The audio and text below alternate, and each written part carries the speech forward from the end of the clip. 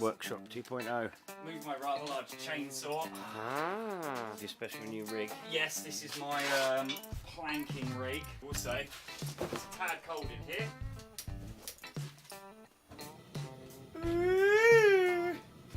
Give that a few minutes and that will warm this place up a lot less. It's a bit cold at the moment, but that's my little gas-powered forge. As you can see, it's all DIY built, but it does put out, when it's heated up, it really does put out a fair bit of heat and get quite hot. It's an old canister. Yeah, it's just an old, I can't even remember what it used to be for. May have been an old fire extinguisher, which I think is comically ironic if I'm using an old fire extinguisher to make something which burns at 1400 degrees Celsius. And then, is this the only exit port on No. it? No. I put a hinge on the back and this lid opens, so if I wanted, I mean at some point in the future I do want to have a shot at making a sword. I don't do this professionally, I'm not very good at it, and I don't claim to be very good at it, but I want to learn because I want to make my own tools, chisels, that kind of thing.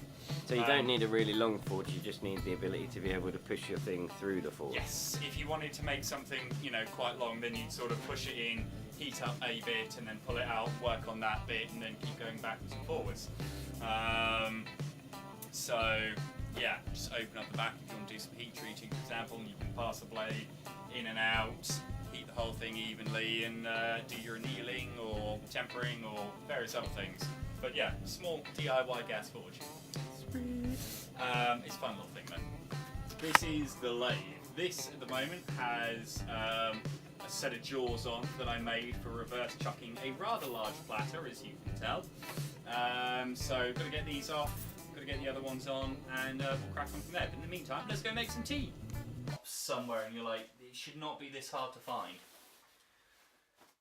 So you've just changed the axis. Yes, yeah, I've just changed the axis because what you've got here is you've got the tool rest extension, so I can turn this around and turn a much larger diameter object. You know, I can only do so big that way, but when I turn this round, I've got a much larger area to work in. So, you know, handy old lathe. I mean, it's a very old lathe, Coronet Major. Labels down there. There you go, God Major. Really old. Actually, these machines are a little bit bonkers because back in the day, if I could find all the parts, I mean, for example, I have an attachment which goes on here, which turns it into a mortiser. This here is actually a small saw table, and you put a small blade in there, and you have a functioning saw. You used to be able to get a small planer attachment, which would go on the end there, if I remember correctly. And you could then get a bandsaw attachment which would mount there. So back in the day, the enthusiast, don't ask me how it all works, I don't know. The enthusiast could have one of these machines and have almost every other machine with it if they bought all the attachments. But I just use it for a lathe. Okay, so lathe work time. This is where things get simple. My live center, all the live center, because that end goes in the tailstock and that end still spins. So that's why it's called a live center. Goes in the tailstock down there. Drive center. Okay, so this is a drive center. This is going to go into the headstock end here. So I have a relatively good center there. We need a striking implement. For everyone else, that's called a hammer. Fairly good center there. And we hit it.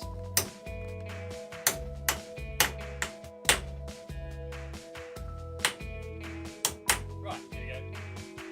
It's in there. Workshop. It's not quite as tidy as my actual workshop. Wow. Slide the tailstock up with elegance and ease. There we go.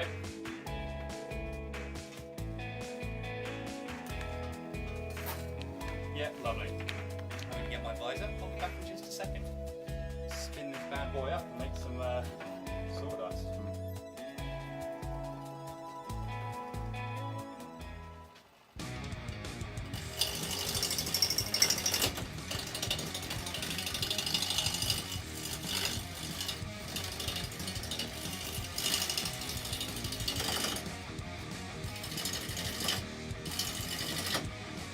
Ah, you damn not.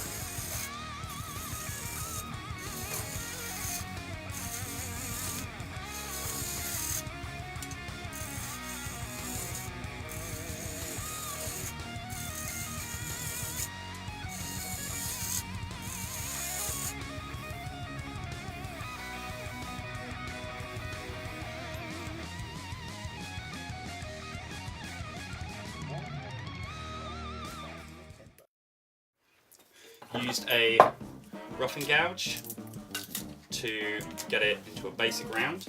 Now I'm going to turn down one end to match that exactly. And then that's our sort of universal measurement. Everything starts with this measurement.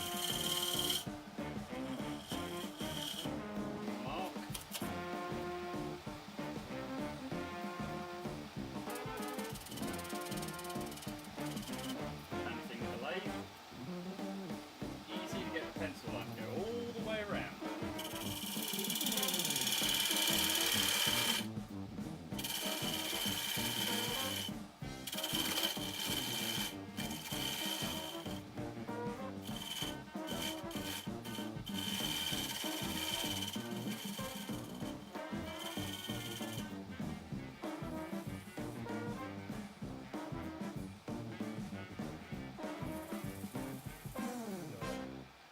Turn the basic cylinder.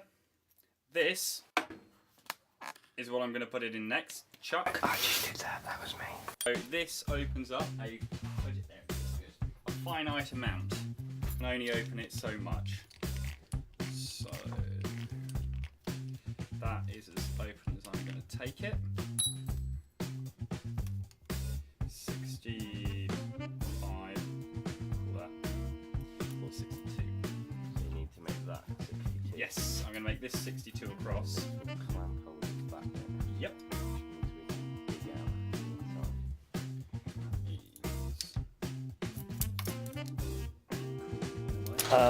In trying to find out a little bit more about lathes and being semi-prepared, I've obviously watched a few YouTube videos and a few other bits, and traditionally the cups that I've shown you are copper cups or brass cups, or aluminium is the lighter version of them, and when they talk about them being constructed, they talk about it being spun copper, and I've always been under the impression that it's a bit like this, and they did say that with the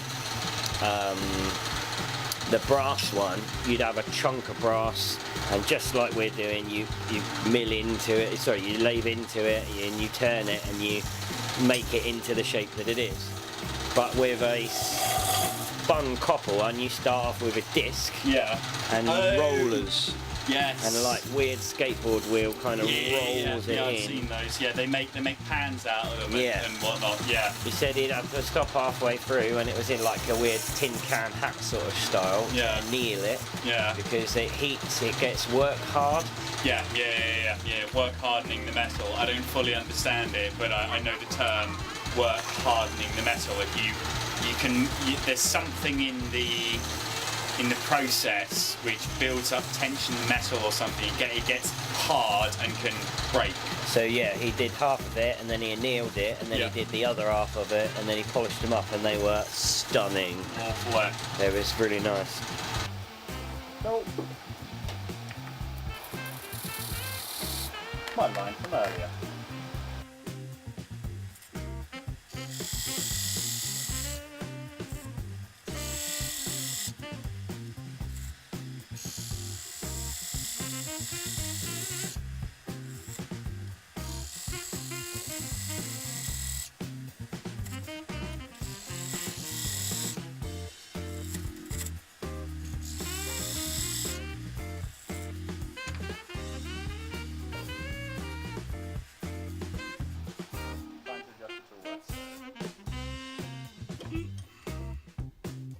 This is all the boring stuff you don't see in other videos, and which will probably be edited out of this.